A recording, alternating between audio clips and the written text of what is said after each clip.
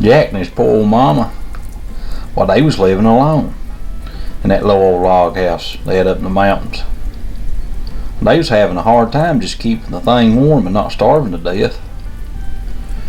Jack's daddy wasn't home. His big brothers, Tom and Will, they'd already gone off from home trying to find their fortunes. Jack, he wasn't much help at home either.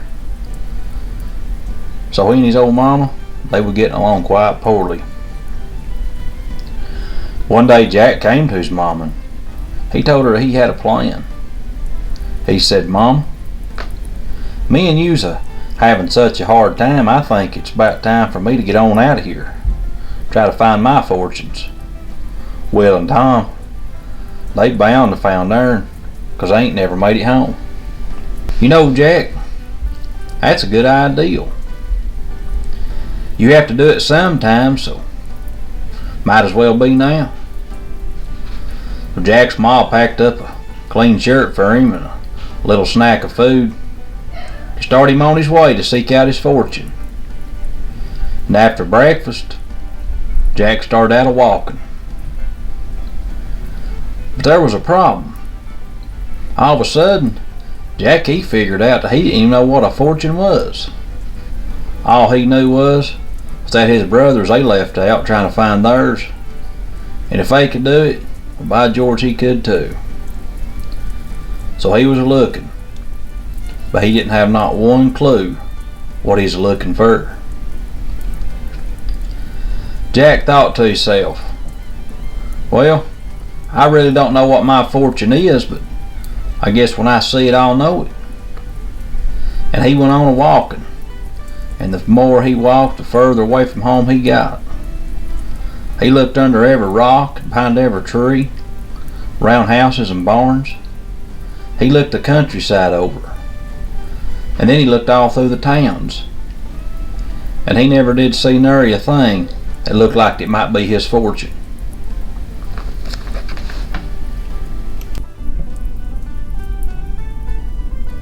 And by the time 2 days went by, him a-wandering around, Jack dirtied up both of his traveling shirts.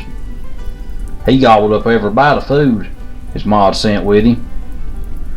He thought to himself, "Dagnabbit, I'm going to starve to death before I find my fortune. Guess I'll have to stop looking for a while and get me a job, get me a bite to eat." Jack, he's took out looking for work. He went from house to house. Wasn't too awful long. He found a farmer who was in bad need of a helper. "Well, you're in luck, Jack," that old farmer told him. "You can work for me, and you can stay at my house. You can eat at my table with me, and the old woman will even wash your shirts for you right along with my wash." Well, Jack, he was pleased. At least now he wasn't going to starve to death. The farmer, he kept on a-talking and a-saying, "Since you're going to eat and sleep here, you ain't going to need no money right now, Jack, so I'll just put it in safekeeping for you. And then when you're ready to go, I'll give it to you." Jack didn't care. Didn't matter to him one way or another at this point. He left out from home to keep from starving to death, and if he was going to have food and a place to lay down, well, he didn't need no money, he thought. Now Jack, he got along very well with the farmers. That farmer's wife, she treated him just like he was her own son. He worked there for about a week, and then a month, and then he stayed right on past the winter. He got pretty fat during this time. Before he knowed it, he'd worked and he'd eat and he'd slept and he'd stayed at that farmer's house for a daggum year. And he wasn't even the least bit interested in leaving. And Jack, he hadn't even seen 1 cent of money. Well, the time went on, and like that until one day Jack woke up and he thought, "Well, I've been working at this farmer's place for 7 years. He sat up in bed and said right out loud to himself, I gotta go. I left home to seek my fortune, and this job is purely holding me up. I'll never find my fortune if I keep on a-working here. I've wasted 7 years here, got behind already. I better get on out of here." So Jack, he told the farmer and that old woman, he said, "Yeah, I'll be leaving out of here tomorrow. That way I can carry on about trying to find my fortune." Now they was pretty hurt to see him go. You know, after all, he'd pretty well grown up right in front of him. The old farmer told him if he was determined to quit and go on, he would have all of his pay for him for the whole 7 years he worked out for him at breakfast in the morning. That night, Jack, he bagged up what few clothes he had, stuff he'd accumulated during his time there, and he realized he still didn't know what a fortune was. But once he got rid of this job, at least he'd be better dressed to look for it.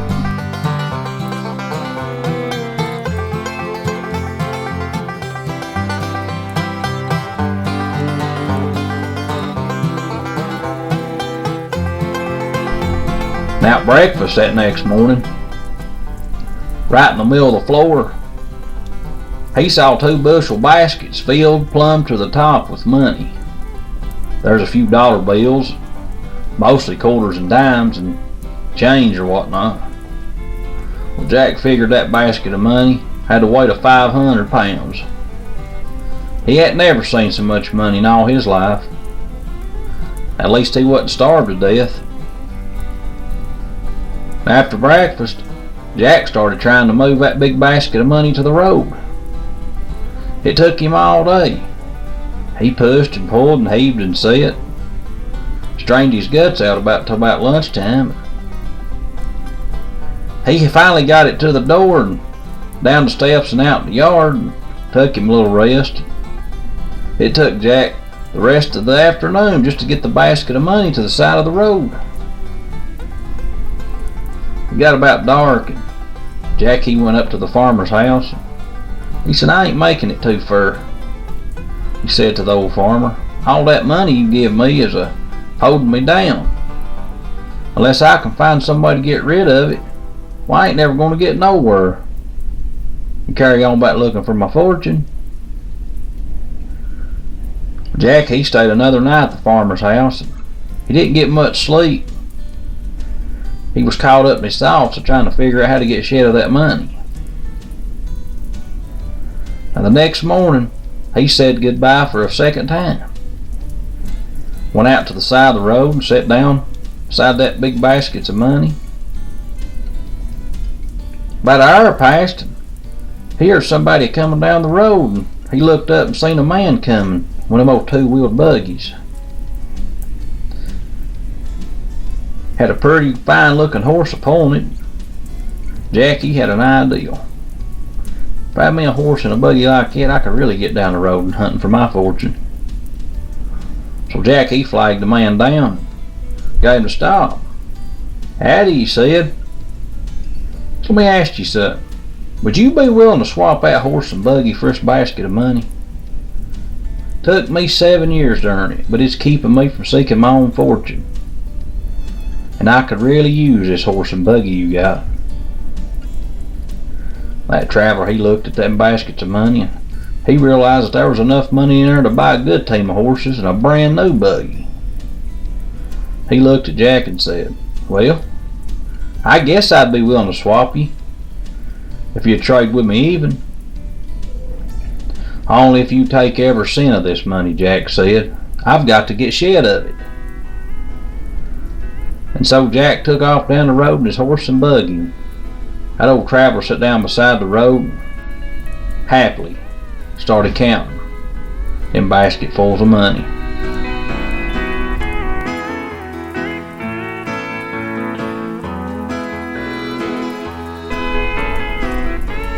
And after a few days, Jack figured out that he'd made a bad mistake. Not only was he making no progress at all in figuring out what his fortune might look like, But he was having to find food for his new horse, and, well, for himself too.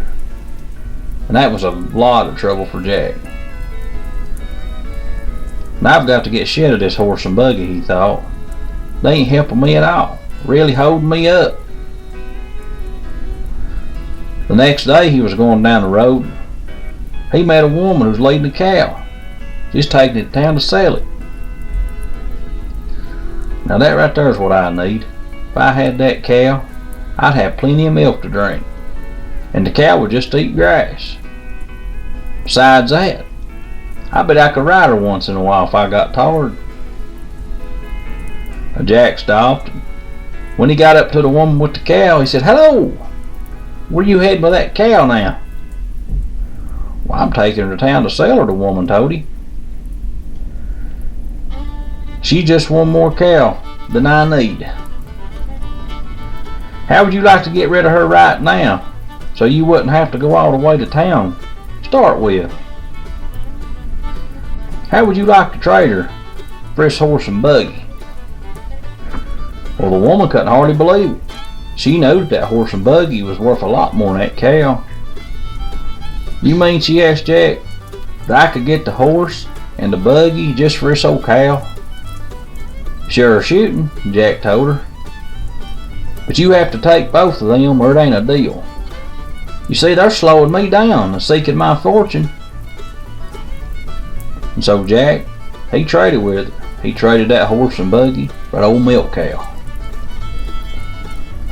Just 2 days later, Jack, he realized again he'd made a big mistake. The old cow sack was dry, and he never got a single drop of milk from her. Besides that, she wasn't content with just eating grass along the road. Nope. The cow was always running off and getting into people's corn, and Jack spent half the time just getting her out of trouble.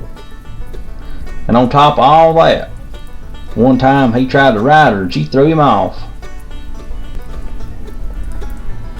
"I gotta get rid of this daggum cow," he said.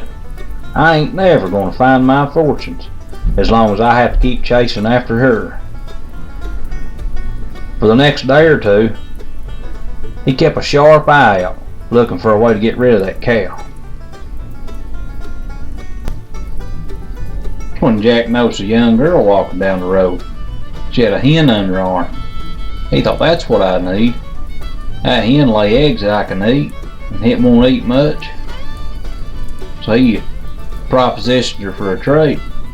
Turns out she'd been having a woman do some cleaning for a couple days, and she just got the chicken as her payment. She figured the cow was worth a whole lot more than a chicken for cleaning house, so they just swapped. Now before that next day passed, Jack knowed he was in a fix for sure. He didn't even know that hen hadn't even laid eggs in over a year, but he did know that he had to carry her every step that he took. This ain't never gonna do.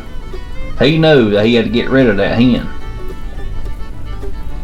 Now while Jack had been doing all that traveling and all that trading, he'd hardly been able to get a hold of anything to eat for himself, and he was getting mighty hungry.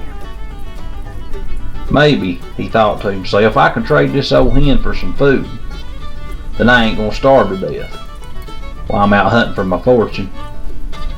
And as soon as he came up into a new town, that's exactly what he was determined he was going to do. Now the first place Jack saw had any activity at all was a blacksmith shop.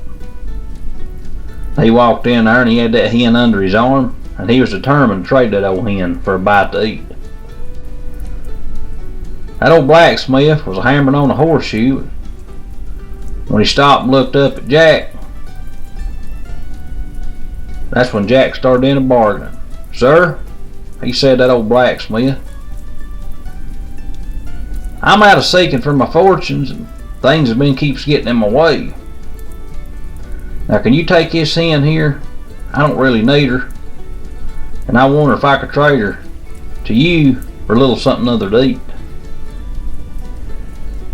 Now Jack didn't know that this particular blacksmith was a man who was known far and wide to enjoy a good trade. And he was known as the one who always come out on top, no matter what or who he's doing the trading with. He looked down at Jack and said, "Son, I could trade you some victuals for that old hen, but that wouldn't be a fair trade. Why, you'd eat that food up in no time, and I'd still have this old hen. Now what you need from me is something that would last. You need something that would feed you for a long time. I tell you what, boy, I'll trade you something that can make you just enough money each day so that you can buy you grub from now on. Now what do you think of that?" Well, that just pleased Jack. He handed that hen right over to the blacksmith. He waited to see what he was going to get in return for it. Now that blacksmith took that old hen to the back door. He put her under a tub where he could come back and wring her neck, cook her up. Then he went out to the edge of his garden, scrounged up 2 good side yellow flint rocks. Now he washed the rocks, then he dried them, oiled them up, and shined them up. Now Jack was still waiting when the blacksmith came back in the shop door. He dropped them 2 rocks down on the workbench in front of Jack. And, "Here you are, boy," the old blacksmith said to Jack. Now, Jack thought that them yellow rocks was purty, but he didn't have any idea what they was for. Finally, he asked the old blacksmith, "How'd I make money with these?" "Jack," the blacksmith said, "I thought you'd know. These here are nail straightening rocks. You just put a bent nail on top of one of these rocks and hit it with the other, and the nail comes out straight. If you'll just go from house to house, people will come out of everywhere with all their old crooked nails just waiting for you to straighten them out for them. Now go on, Jack." Well, Jack picked up them old nail straightening rocks. He started out the door. And he felt pretty good about that old trade. He hadn't never seen no nail straightening rocks before. He knowed it. He wouldn't have to feed them a thing. He started down that old road looking for his first nail to straighten. As Jack walked down the road to the first house, he came to a big covered well right out in the front yard. And it sure was hot out. Now Jack headed up toward the house if they had any nails that needed straightening. He stopped by the well to get him a sup of water. He put them old nail straightening rocks down on the side of the well, dropped that old bucket down in the well. When he seen that old road straighten out, he started to pull it up, hand over hand. Now Jack, he'd caught him a good full bucket of water. It was a real trouble just to draw that rope up, and he was really a puller. Now just by the time he got the bucket up to the top, one of his elbows accidentally hit the nail straightening rocks and knocked both of them right down in the well. Jack heard them splash. They settled out of sight down at the bottom of that well. He took a good long sup of water, then he stood up straight and he smiled from ear to ear. "I must be the luckiest man in the world," he thought to himself. "I started out looking for my fortune, and for 7 years I was held up by having a job. Then I was held up by having so much money I couldn't tote it. Then I had a horse to feed, a cow that run off, and a hen that wouldn't even lay no eggs. Then 2 rocks to carry. But now I can really go looking for my fortune, because I don't have one single thing standing in my way to hold me up." So Jack started off down the road again, still not knowing what his fortune was, but awfully happy to just be looking for it.